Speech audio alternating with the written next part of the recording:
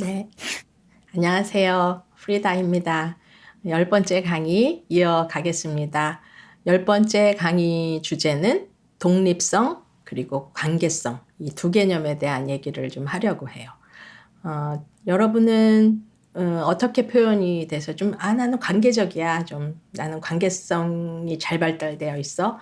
아니면 나는 좀 독립적이야. 난 독립성이 잘 발달돼 있어. 이런 얘기 듣잖아요. 그래서 독립성이 더 많은 사람, 관계성이 더 많은 사람, 이렇게 우리가 나타날 수 있고, 그게 아마도 MBTI에서는 I가 발달한 사람, E가 발달한 사람, 이렇게 또 평면적으로 이해하기도 하죠. 그래서 사회적 관계에서 에너지를 많이 받는 사람들, 같이 함께 일하는 것에서 에너지를 받는 사람이 있는가 하면, 그렇게 일을 하면 에너지를 쓰기 때문에 또 고요히 자기 혼자 머무르는 독립 공간에서 혼자의 시간이 있어야지만 또 자기가 편해지는 사람은 다양하게 다른 걸 볼 수 있죠. 근데 이게 목회에서나 또 교회 리더십에서는 독립성이 I가 더 좋아, E가 더 좋아, 뭐 이렇게 얘기해서는 안 되는 거예요. 그러니까 저는 어떤 MBTI를 통해서 직업 분류를 해놓는 거가 그냥 완전히 반대는 아니지만 어떤 직업이든 그 사람의 타입으로, 그 사람의 유형대로, 그 사람의 성격대로 할 수 있는 만큼 하면 되지 않나? 이런 생각을 해요. 물론 아주 그 직업 자체가 관계적이어야 되는데 모든 게 관계적인 상황에서 너무 힘들어하는 사람이 그런 일을 하기는 사실은 어려운 측면도 있겠고, 그러나 또 그런 것을 이해하는 공동체 안에서 일을 한다면 충분히 관계적이지 않아도 독립성을 추구하고 혼자 있을 때가 더 편한 사람들도 그런 일을 할 수는 있을 거라고 저는 생각해요. 너무 극단적으로 이성향, 저성향 뭐 이렇게 나눠서 사람의 역량들이나 자신의 일을 제한하는 것으로는 그렇게 이해하지 않았으면 좋겠다. 그러니까 벌써 눈치채셨겠지만 독립성이 더 중요해, 관계성이 더 중요해 이 얘기를 하려는 것이 아니라는 거예요. 우리가 대표적으로 그냥 독립적인 인간, 또 관계적인 인간, 이 두 가지 측면이 21세기 지금 현재 우리가 살아가는 공간에서는 그동안 오히려 강조됐던 것이 독립성이기 때문에 독립성에 대한 이해나 또는 관계적 존재로의 변화를 두려워할 게 아니라 환영해야 된다. 이런 얘기를 좀 드리고 싶어요. 정도의 차이는 있지만 이 독립성과 관계성이 좀 균형적으로 발달되어야 하는 요소이거든요. 그런데 그게 우리가 성장하면서 제가 태어나서 성장하던 그 시기에는 실질적으로 뭐 관계성이 더 잘 발달해야 된다. 사회성, 뭐 관계성 이런 얘기는 많지 않고 오히려 뭔가 주도적으로 자기 혼자 일을 잘 할 수 있고 독립적이고 그런 사람들이 더 똑똑하다는 생각, 얘기를 많이 들었었던 그런 느낌이 있어요. 그리고 특별히 이제 그런 부분이 사회적인 담론 안에서 젠더 유형으로 나눠져서 남성은 이런 성격이어야 돼, 여성은 또 이런 성격이어야 돼, 애는 이래야 돼, 어른은 이래야 돼, 뭐 이런 식으로 해서 너무 나누어서 일반화시킨 경향이 있기 때문에 실제로 우리는 어느 시기에도 독립성이 필요하고 어느 시기에도 관계성이 필요하고 그건 상관없거든요. 어떤 젠더이든 상관이 없어야 되는데 실제로 그렇게 좀 나눠서 한 인간을 너무 단편적으로 이해하고 획을 그어서 사람의 어떤 성향에 대해서 판단하려고 하는 경향이 있었던 것을 부인하기는 어렵습니다. 교회 안에서 특별히 우리는 어떻게 이런 부분을 이해하고 또 활용하고 있는지 좀 질문을 해볼 만하죠. 교회에서는 독립적인 남성이 대우를 받는 문화 환경이에요.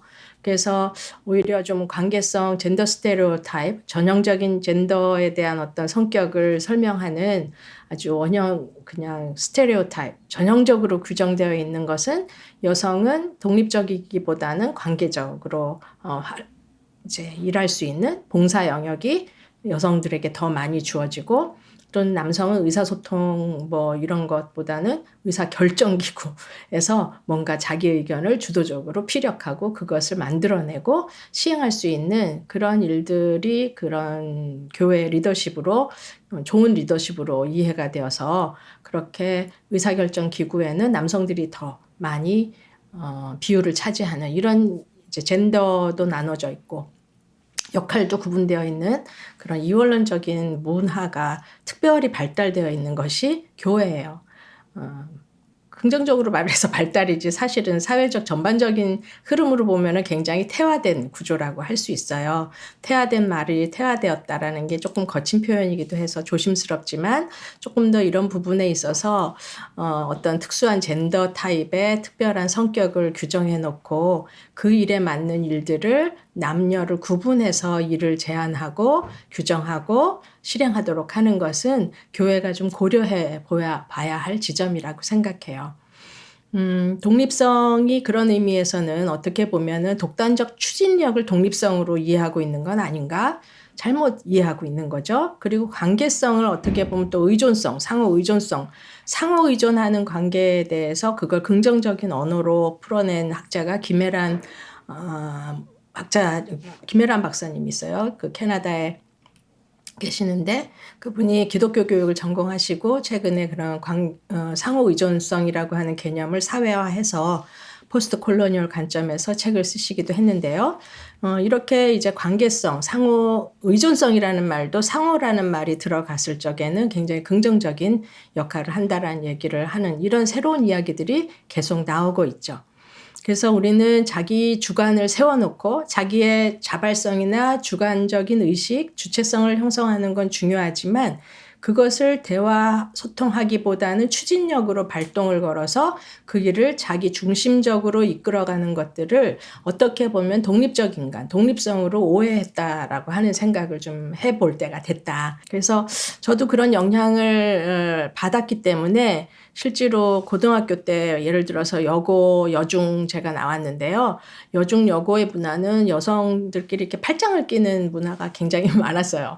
근데 저는 그걸 의식적으로 그거는 여자애들 이러면서 비하했던 것 같아요. 그래서 의지적으로 팔짱을 안 끼려고 했고 화장실도 둘이 가고 셋이 가는 걸 절대 안 하고 혼자 가고 뭐 이렇게 스스로 했는데 되게 자기 어떻게 보면 자존감이 좀 낮은 행동이 드러난 것일 수도 있겠어요. 지금 보면.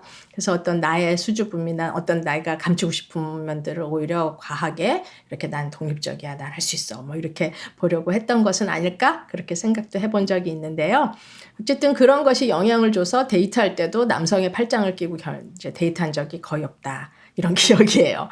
그래서 뭔가 의존하는 여성으로 살아가는 게 저는 굉장히 좀 심리적으로 거부했던 것 같은데 아마도 독립성은 이런 것이야. 그리고 관계성은 이런 것이야 라는 개념을 어딘가에서 제가 배웠고 학습을 했다면 그러지는 않았을 것 같아요. 우리 사회가 그만큼 한쪽 면으로 발달하는 것들을 추앙하고 강조해왔기 때문에 어떻게 보면 거기에서 형성된 성격이라고도 저를 볼 수가 있었겠죠. 지금은 그렇지 않아요. 공부를 하면서 다른 세계를 접했고 다른 관점을 접했는데 제가 학자로서 공부하는 수련 과정에서 가장 영향을 받았던 사람이 여러 명이 있지만 그래도 책 선생 중에 이제 두 사람을 오늘 강의하고 관련된 강의에 이제 학자를 소개한다면 하워드 가드너라는 사람하고 장 베이커 밀러라고 하는 학자예요. 두 사람을 이제 소개를 하면서 제가 독립성과 관계성을 조금 더 우리 삶으로 끌어들이고 내 안에 독립성이 지나치게 발달되어 있다. 근데 그 독립성이 가지고 있는 건강성이 있다면 사실은 독립성은 관계성을 함께 포함해야지 건강한 독립성이거든요. 근데 그리고 또 관계성이 막 발달해 있어도 자기 혼자 있는 게 너무 괴롭고 혼자 하는 거는 아무것도 할 수 없고 이런 측면이라면 그건 관계성이라기보다는 의존성이라고 표현하는 것이 맞죠. 그래서 실제로 독립적, 집단적인 어떤 자기 주도적인 집단의 공동의 커뮤니케이션 의사소통이라기보다는 혼자 지나치게 뭔가를 주도적으로 하는 것을 더 성숙한 인간이라고 생각했다면 오해. 그리고 자기 자신의 의사를 정확하게 표현하는 일이 받아들여지지 않을 거야. 내 의견은 너무 하찮아 하고 이제 자기 스스로가 지나친 겸손 속에서 관계성을 이해하고 있다면 남을 배려하는 것을 그런 차원에서 관계성이라고 보고 있다면 그거는 어떻게 보면은 지나친 의존성이라고도 할 수 있고 자기의 주체성이 아직 덜 발달한 것이라고도 얘기할 수 있어요. 그래서 오늘 강의는 내 안의 독립성과 관계성이 상호 존재하면서 인간관계나 내 삶에 있어서 독립성과 관계성이 아주 활발하게 로맨스도 하고 그리고 그렇게 두 관계가 원활하게 드러나는 삶을 살아가자라는 어떤 초대에서 오늘 강의를 준비했습니다. 그래서 첫 번째 그 독립성과 관련된 부분에 있어서는 어떻게 보면 하워드 가드너라는 학자의 이야기를 왜 하고 싶으냐면은 어떤 개념이든 그 사회가 왜곡해서 이론도 그렇고 어떤 철학도 그렇고 그 사회의 주류 권력을 가진 사람들이 그 개념을 어떻게 활용하느냐에 따라서 왜곡이 많이 일어난다라는 것을 좀 얘기하고 싶어서예요. 여러분 예를 들어서 IQ 점수를 알고 계시나요? 이제는 뭐 IQ 검사나 IQ 점수 자체가 인생에 있어서 커다랗게 영향을 주지는 않죠. 근데 저 때만 해도 제가 첫 번째 IQ 검사를 한 게 중학교 때였던 것 같아요. 그래서 그 점수로 몇 점 이상이면 너무 뭐 똑똑하다. 그리고 어쩐 점수 100점 이하의 사람에게는 좀 뒤처진 사람, 뭐 이렇게 규정을 해가지고 세 자리 IQ를 갖는 것을 굉장히 중요하게 여겼던 그런 시간이 좀 있었어요. 그래서 왜냐하면 그 IQ라고 하는 것은 실제로 수리적인 능력, 논리적인 능력 이런 것들을 많이 보고 그것의 가치를 중요시하게 했던 애초에 그렇게 만들어진 이제 그런 시험지라고 할까요? 테스트지라고 할 수 있어서 실제로 그런 사람이 똑똑하다라고 여기면 그렇지 않은 사람은 똑똑하지 않은 사람으로 규정하기 딱 좋은 것이었어요. 실제로 그런 그 지능검사를 아주 단편화했던 지능검사 그리고 때로는 왜곡해서 사용했던 이 지능검사 시스템에 대해서 비판적으로 바라보고 새로운 관점을 제시한 사람이 하워드 가드너예요. 이분은 그 미국 하버드 대학교에서 이제 발달 심리학을 공부하시고 또 교육 심리학도 공부하신 분이 가르치신 분이고 또 보스턴 대학에서는 의과대학에서 신경학과 교수로도 계셨던 분인데요. 이분의 책을 제가 공부할 때 읽었는데 Frames of Mind라고 하는 Theory of Multiple Intelligence. 그러니까 다중지능에 관한 이론서인데 제목이 마음의 구조. Frames of Mind예요. 그래서 그 책이 1983년에 쓰여진 책인데 83년이면 제가 한국에선 82학번이니까 제가 대학 들어가던 시기에 나왔지만 번역은 안 되어 있고 제가 이제 미국에 가서 공부하기 시작한 1998년도 그 정도에 읽었으니까 완전히 그때는 이 책이 고전이 된 책이었어요. 그럼에도 불구하고 저에게는 굉장히 커다란 충격을 준 책이었죠. 마음의 프레임이 있어? 마음을 이렇게 어떤 형태로 나타낼 수 있어? 그리고 그 마음이 결국은 multiple intelligence. 어떤 지능이 있는데 그 지능이 수리 논리뿐만이 아니라 다양한 지능이 있어. 이 얘기를 해주는 거예요.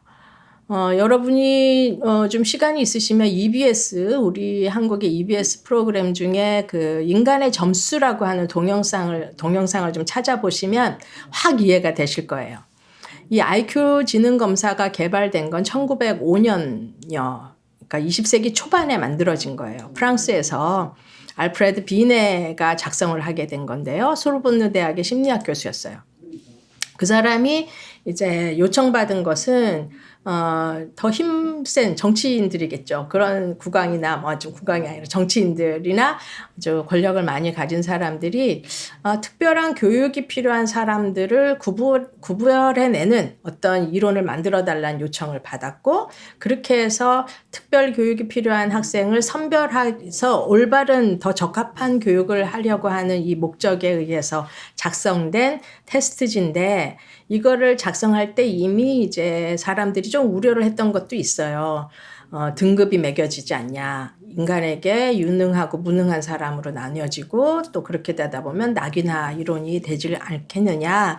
이런 점이 있었는데 실제로 그런 일이 일어났죠. 이렇게 개발된 1920세기 초에 이제 개발된 이 비뇌 테스트가 결국은 북미에서 미국에서 특별히 이제 미국에서는 이 1912년에 이 시험지를 어떻게 사용을 했냐면 그 당시에 세계에서 중국이나 다른 나라에서 아시아에서 미국으로 이민자가 이제 이민의 역사가 시작되었을 적에 물론 남미에서도 올라오고 아시아에서도 오고 다양한 나라에서도 왔겠죠.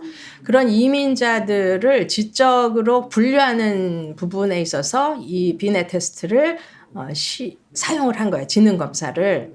그래서 실제로 이 지능 검사를 해가지고 물론 영어였겠죠. 그들이 쓰던 언어가 된 게 아니라 영어로 그 테스트지를 받아보게 한 거죠. 그래서 실제로 몇 점에서 몇 점에 해당하면은 이 사람들은 그 당시 말로는 장애인을 비하하는 발언, 정신박야가 이렇게 그 당시에는 썼죠. 지금은 지적장애인 또는 정신장애인 이렇게 쓰는지 그거는 여러분이 좀 더 저에게 좋은 언어를 말해 주시길 바래요. 제가 틀렸다면.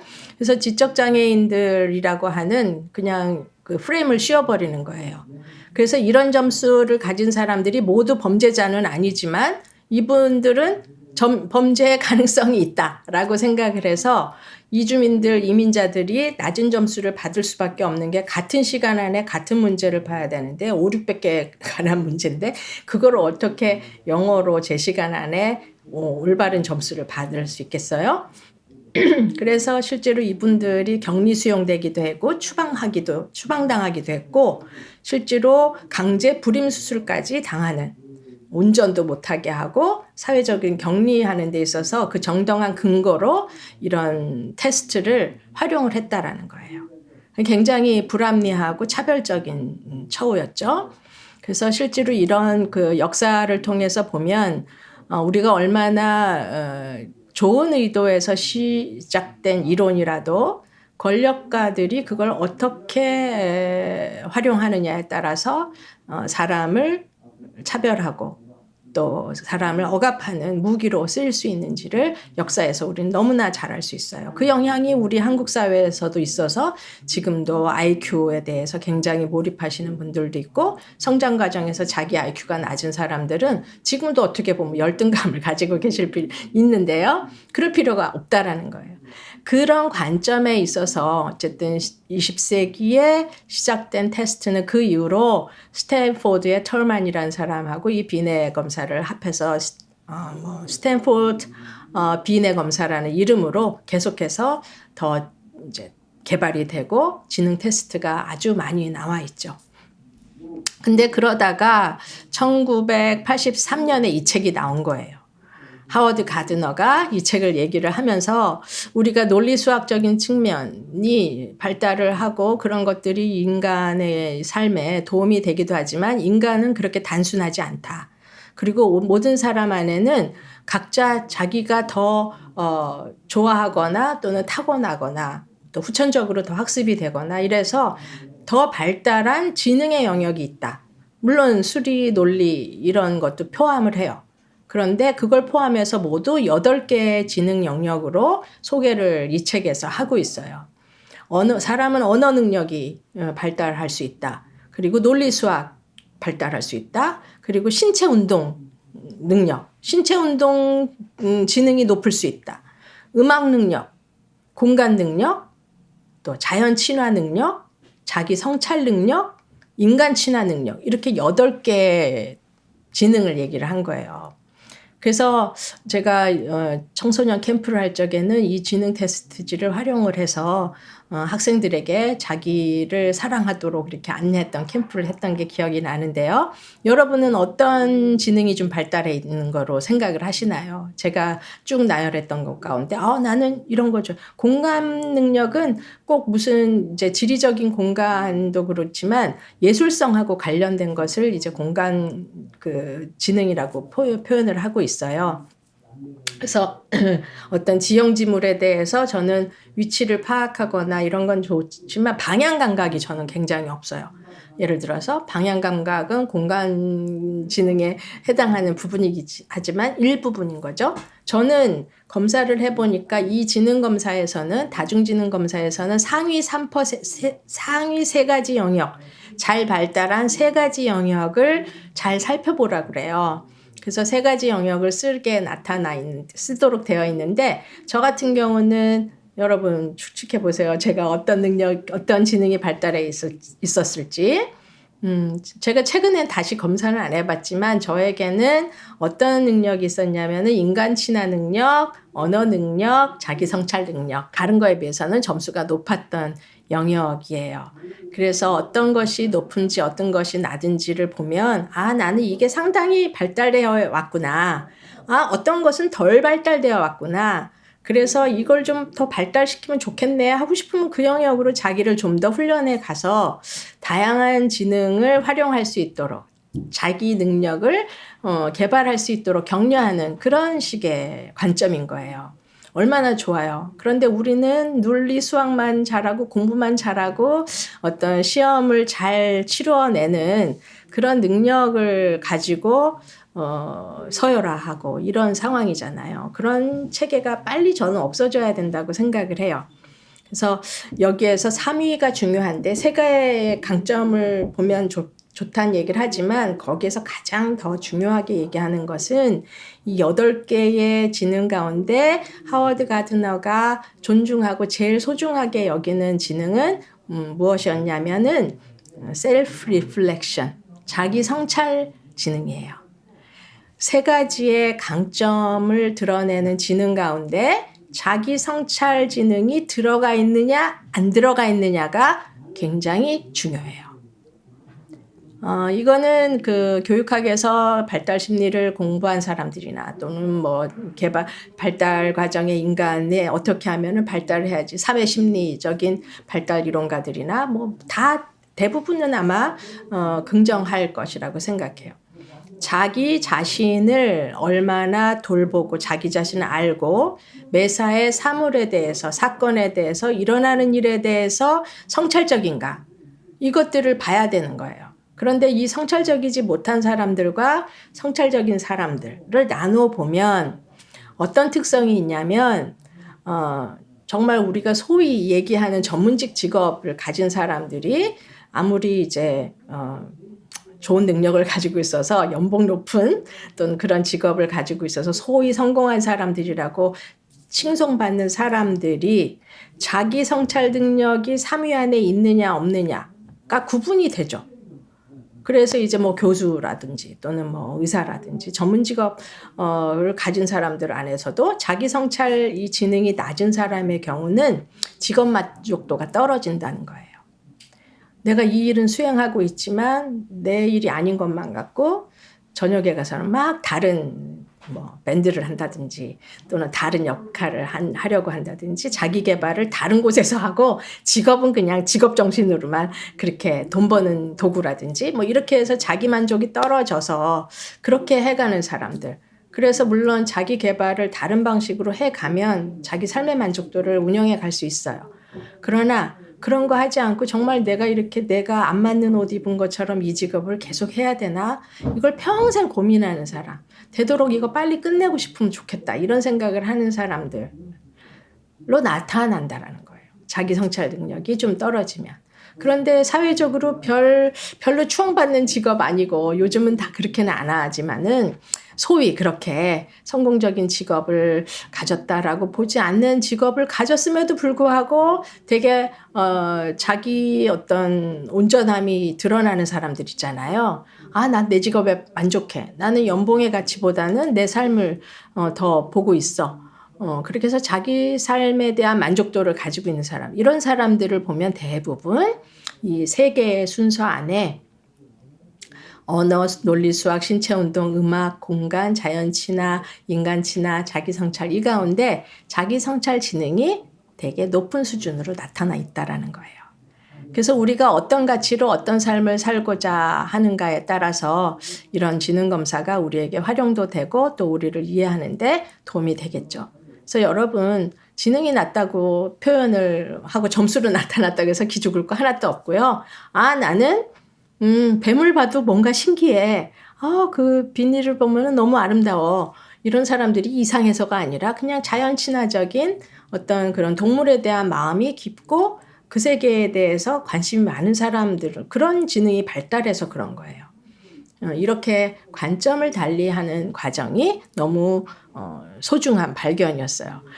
그래서 이런 위대한 학자들, 물론 하버드에서 이 사람 혼자 뭐 이걸 개발하진 않았겠지만 어쨌든 이런 새로운 이야기들을 하고 있는 분들에 대해서는 제가 감사함을 정말 표현하지 않을 수 없죠. 하버드에 이제 돈만 많으면 장학금도 주고 싶지만 어쨌든 점수로 사람을 평가하고 어떤 이론이든 자기의 권력을 더 팽창하고 확장하기 위해서 그렇게 쓰는 이론들이 되지 않도록 우리 학자들이 두 눈을 크게 뜨고 나의 이론들이 어떻게 활용되는가를 잘 봐야 되는 지점도 중요하겠고 또 그들이 규정한 프레임에 따라서 우리 스스로를 제한하거나 자기를 비하할 필요가 전혀 없다.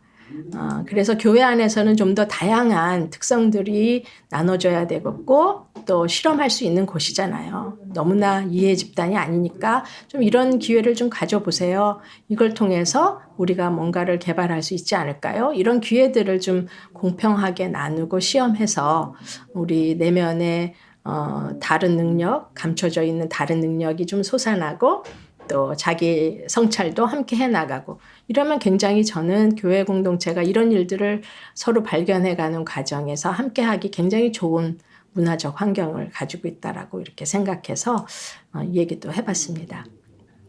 그리고 두 번째로 그래서 독립성이라고 아까 얘기했던 부분에 논리 수학 능력, 머리가 좋은 사람들이 독립성을 전유하고 독립성 자체가 리더십에 직관되어 있는 직접적인 연관이 되어 있는 어떤 품성이나 태도로 봐서 그런 부분들이 실제로 그런 사람들에게만 기회가 주어졌다면 그것은 이런 다중지능 관점에서 보면은 아니라는 것도 볼 수 있죠. 자연 친화적인 분이 리더십을 발휘한다면 아마도 교회의 정원이나 환경들이 좀 더 자연을 담아낼 수 있는 그런 것이 될 수도 있겠죠. 다양한 리더십이 서로 교류가 되어야 된다. 이런 얘기를 좀 드리고 싶어서 하워드 가드너의 이야기를 드렸어요. 그렇다고 해서 어떤 똑똑한 사람들이 가지고 있는 어떤 성향 자체를 제가 비하하는 것은 전혀 아닙니다.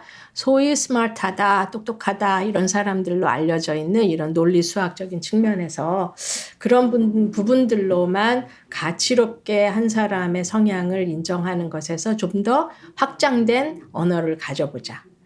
그런 의미에서 이 하워드 가드너의 다중지능을 이해했으면 좋겠고요.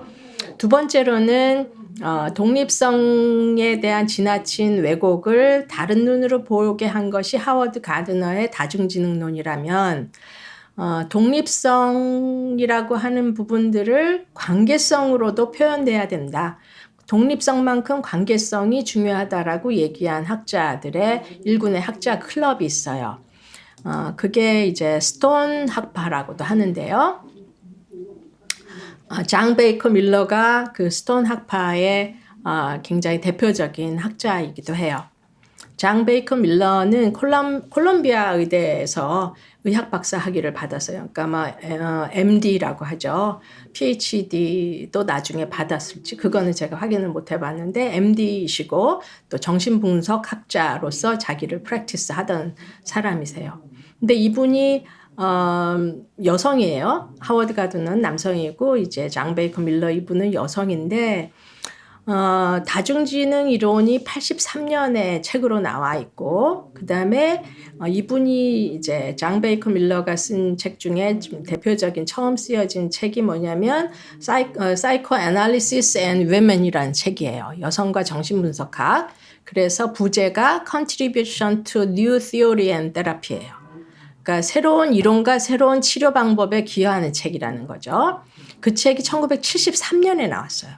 그러니까 하워드 가드너의 그 다중지능론보다 어쩌면 우리가 심리치료라든지 또는 그동안에 줄기가 되어 왔던 어떤 부분에 있어서 다르게 보자라는 얘기를 이미 미국 북미의 이야기지만 미국에서 이런 여성학자들이 새롭게 보기 시작했다라는 것이 20세기 중반 이후에 일어난 일들이라는 거예요. 이 장 베이커 밀러는 특히 베티 프리단이라고 하는 여성학자가 쓴 글이 우리 한국어로도 아마 번역된 것으로 알고 있어요. Feminine Mystic, 여성의 신비라고 번역됐을까요? 저는 미국에서 공부하면서 이 베티 프리단이 63년에 쓴 Feminine Mystic라는 책을 저도 읽고 진짜 귀에서 이렇게 막 천둥번개가 치는 느낌을 받고 그 책을 굉장히 즐겨서 읽었는데 신비한 거는 이런 여성학적인 측면에서 남성 중심의 미국 화이트, 미국인이면서 인종적으로는 화이트고 또 굉장히 공부 많이 한 사람들 중심의 이론 세계에서 새로운 언어가 등장한 시기가 그렇게 길지 않아요. 그런 상황에서 정신분석학도 프로이드나 융 이어서 정신분석학도 이게 너무 지나친 실험 대상이라든지 임상실험의 대상이었던 사람들이 대부분 남성 중심이었기 때문에 이런 부분에 여성이 앓고 있는 심리적 증세가 남성하고는 상당히 다르다라는 얘기를 이미 베티 프리단 이 책에서부터 보면은 거기에서 드러나요. 여성들이 뭔가 심리적인 질병을 호소하고 있는데 그거를 분석해낼 이론이 없었다. 그래서 그 당시만 해도 그냥 여성들이 가슴이 답답하고 불안하고 뭔가 뭐 문제는 없는데 일어나는 이런 증세들을 어떻게 이름을 붙였냐면은 unnamed disease라고 이름 붙일 수 없는 질병이라고 이름을 붙여놓고 그렇게 진단을 했었다고 그러더라고요. 그 책에서 읽었어요. 그래서 실제로 이 장 베이커 밀러가 베티 프리단의 영향을 강력하게 거기에서 통찰을 얻은 사람이고 그 여성의 신비를 통해서 영향을 받은 사람은 무수히 많죠. 그래서 이 장 베이커 밀러 이하 여러 가지 분석 심리를 공부하고 정신분석을 공부한 사람들이 여성의 특별한 그 히스테리를 프로이드는 이제 여성의 히스테리를 굉장히 문제시 봤는데 우리 여성들 학자들의 입장에서는 여성의 히스테리는 다 이유가 있다라고 얘기를 하게 된 거예요. 그래서 실제로 여성이 더 열악하고 히스테리의 그러니까 취약성이 드러나는 이유는 사회적 환경이지 개인의 문제는 아니다라는 얘기를 이제 하게 된 거죠.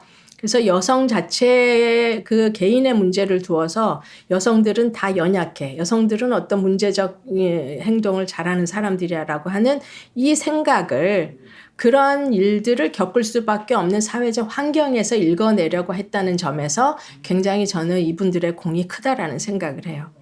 현대 문화가 또는 살고 있는 삶의 환경 자체가 문제를 일으키게 한 것이지 여성 개인의 문제는 아니다. 그래서 여성의 당면 과제를 새롭게 보는 방식을 이제 알려준 것이죠. 그래서 이런 그 스톤 학파라고 왜 그러냐면은 이 밀러가 뉴욕에서 공부하고 뉴욕에서 의사로 활동도 하고 그러시다가 보스턴으로 오고 그 보스턴에서 일을 하다가 1981년에 미국의 웰슬리 대학이라고 있어요. 들어보셨을 수도 있어요. 미국에는 종합대학만이 아니라 리버럴 아트라고 해서 인문교양학을 강조를 하는 단과대학들이 유명한 대학이 엄청 많거든요.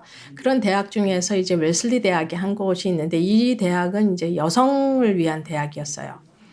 그래서 여성들이 많이 졸업을 했고 또 우리나라에 보면 우리나라도 무슨 여성대학이 있잖아요. 여성만 갈 수 있는 대학들. 그런 대학처럼 미국에서도 지금 사립대학에서는 굉장히 명성을 가지고 있는 대학인데 이 웰슬리 대학에 그 스톤 씨, 그러니까 스톤이라는 사람의 라스트 네임, 그 가문의 이름이죠. 그래서 그 스톤 부부가 많은 돈을 이 대학에 기부하면서 어떤 연구를 요청을 했냐면 여성과 어린이와 가족에 대한 경험, 여성과 어린이들이 가족에서 어떤 경험을 하고 그걸 통해서 우리가 새롭게 봐야 하는 어떤 연구가 있을까라는 것에 대한 연구비를 이제 개척을 한 것이죠.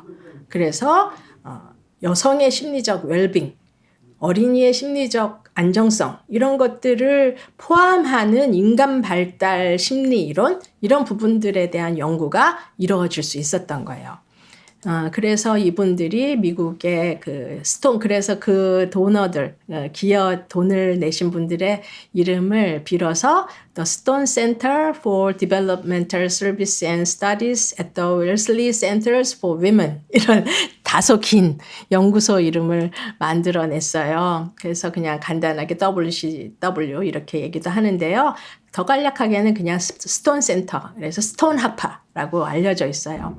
그래서 제가 공부했던 박사과정을 시작했던 1998년은 이미 스톤 센터가 설립된 지 이미 10년이 지난 세월이었고 또 베이커의 책이 이미 나왔던 시기였고 그러나 제 논문을 지도했던 분은 저에게 이 책을 강력하게 권해서 제가 이분들의 이론을 공부할 수 있는 기회를 얻게 된 거죠. 논문 자격 시험에서 RCT 이론을 공부하게 되었고 그래서 과목도 하나 듣게 되었고 근데 그 RCT가 뭐냐면 Relational Cultural Theory의 약자예요. 그래서 스톤 센터가 얘기한 것은 그동안 인간 이해에서 주로 중심이 되었던 남성들의 이야기에 탈락된 여성의 경험을 포함을 해서 인간 이해를 해야 된다라는 관점이었기 때문에 굉장히 이런 심리학계에서는 지축을 흔들 만한 그런 새로운 발견이 일어났던 거죠. 그러면서 했던 얘기가 백인 프로테스탄트, 화이트, 중상층의 이런 얘기가 아니라 중상층 계급, 경제적으로는 좀 안정된 그런 사람들 중에서도 백인이면서 미국 프로테스탄트, 개신교이면서 교육받은 남자들의 이야기, 와스프 이런 얘기가 아니라 다른 사람들의 이야기도 포함돼야 된다는 얘기를 심리학계에서 얘기한 것이 스톤 센터, 스톤 학파의 기여라고 할 수 있어요.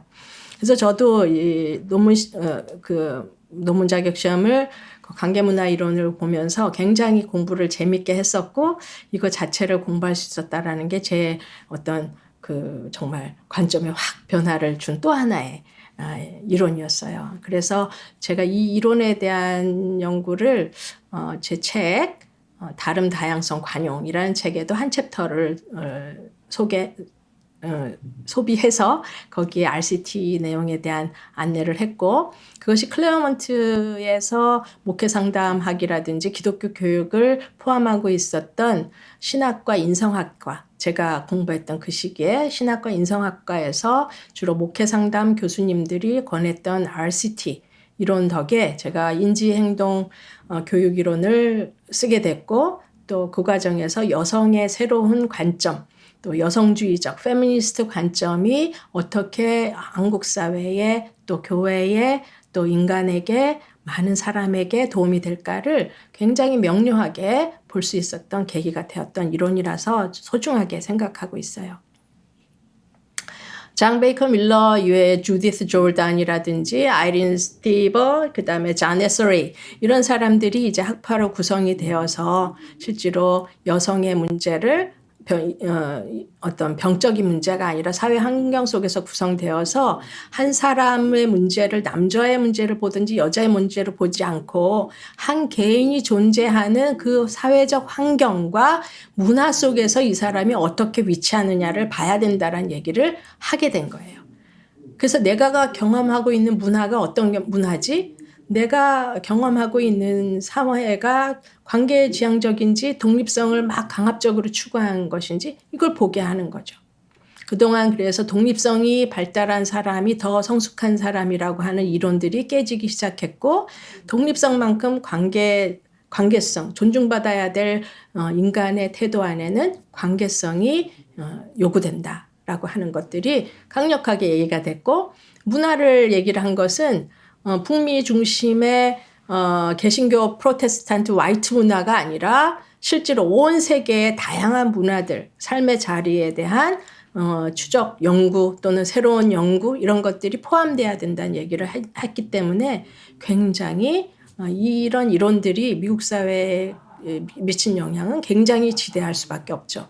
그렇기 때문에 실제로 수정헌법이 형성되었던 초기 때부터 인간 평등의 이야기는 있었지만 실제로 이 미국 장로교의 법이라든지 뭐 감리교 주류 교회의 법이라든지 또 미국 헌법이 지니는 지향성은 포괄성과 개방성이 있을 수밖에 없어요. 다양한 문화에서 어떤 인종이건 민족에서 온 사람이들 간에 똑같은 권리와 인권이 부여돼야 된다. 이게 이제 이론과 문화 체제에 자리 잡게 되는 데에는 이렇게 세계를 다르게 보려고 했던 사람들의 기여가 있었던 것이에요. 그래서 비판적 사고는 교육에서 너무나 중요하고 내가 늘 지켜왔던 이 관점으로부터 새로운 관점으로 보는 시도가 있을수록 그 사람은 독립적이기도 하고 관계적이기도 하다라는 거죠.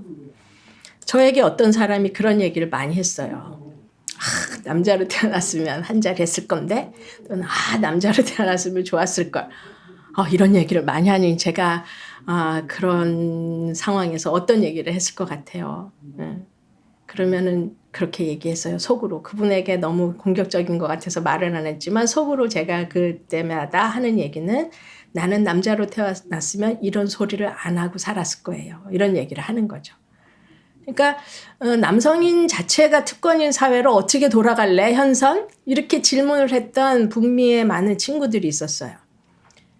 그러니까 남성으로 태어났다면 하는 것은 내가 젠더로 남성이 태어난 건데 특권층이 됐다라는 소리이기 때문에 제가 여성으로 태어나서 할 수 있는 얘기는 여성이어서 하고 있는 이야기도 있기도 하지만 제가 특권층으로부터의 하나 요소, 적어도 남성이라고 하는 특권은 내가 버릴 수 있었던 존재였기 때문이에요. 그래서 그런 약자나 또는 차별이나 이런 부분에 대해 민감하게 하는 것은 누구를 위한 연대나 투쟁이 아니라 저를 위한 싸움이었죠. 모든 평등에 관한 과제 해결은 저를 위한 것이에요. 그래서 실제로 제가 그런 새로운 관점을 가지고 교육학에서 비판적 사고라든지 다른 관점에서 낯설게 쳐다보기라든지 또는 내 자신을 깊이 바라봐야 된다라는 것, 내 자원 속에서 자발성이 아닌 희생정신이 너무 강조된 일들은 결국은 자기를 위한 아주 극도의 건강하지 않은 자기 만족적인 행위라고 하는 이런 이야기들을 할 수 있었던 것 같아요. RCT, 그래서 Relational Cultural 관계문화 이론이 가지고 있는 특성은 결국 인간에게는 독립성도 중요하지만 관계성을 봐야 된다. 이 관계성은 갈등과 다툼을 선물로 봐요. 갈등을 외면하고 회피해야 되는 요소가 아니라 갈등은 우리에게 적극적으로 우리의 삶이 더 행복해지고 더 포괄적으로 발전할 거라는 기대감 속에서 얘기하고 있기 때문에 관계성을 중요하게 하는 것이 RCT의 첫 번째 굉장히 소중한 이론의 중심이라고 할 수 있어요. 그래서 세계가 그동안 진술해왔던 객관성의 가치 또는 주변이 아니라 중심의 가치 이런 것들을 굉장히 하찮은 것으로 또는 하찮다기보다는 새롭게 보자라고 하는 관점이 있어서 주변부로부터의 이야기라든지 또는 객관이 누구의 객관이야? 응? 누가 말하는 객관이야? 서브젝트, 객관을 얘기하는 주체를 보자라는 얘기를 하고 있는 것이죠. 그리고 다양한 경험, 다수자의 경험만이 중요한 게 아니라 한 개인이 위치하고 있는 그 삶의 자리를 소중하게 바라보고 한 사람의 경험에서 나오고 있는 차별의 이야기, 다른 목소리 이런 것들에 대한 소중함을 간과해서는 안 된다라는 얘기를 굉장히 소중한 가치로 가지고 있어요. 그렇기 때문에 우리는 독립적인 존재라면 누군가가 정말 진정하게 독립적인 존재라고 강조한다면 관계성이 그 안에 있는지를 살펴봐야 하는 세대를 살아가고 있는 거예요. 나의 독립성은 온전한데 누군가의 독립성을 인정하지 않는 것, 관계성이 없는 거죠. 나의 인권만 얘기하고 타인의 인권에 대해서 간과하거나 무시하면 이거는 독립적인 인간이 아니라 차별적인 인간이에요. 나의 인권이 중요한 만큼 상대의 인권도 소중하게, 내가 소중한 만큼 상대도 정말 생명을 가진 존재로 환대할 수 있는 것, 이런 것들은 진정한 관계적 인간, 진정한 독립적 인간만이 누릴 수 있는 특권이죠. 선물 같은 거예요.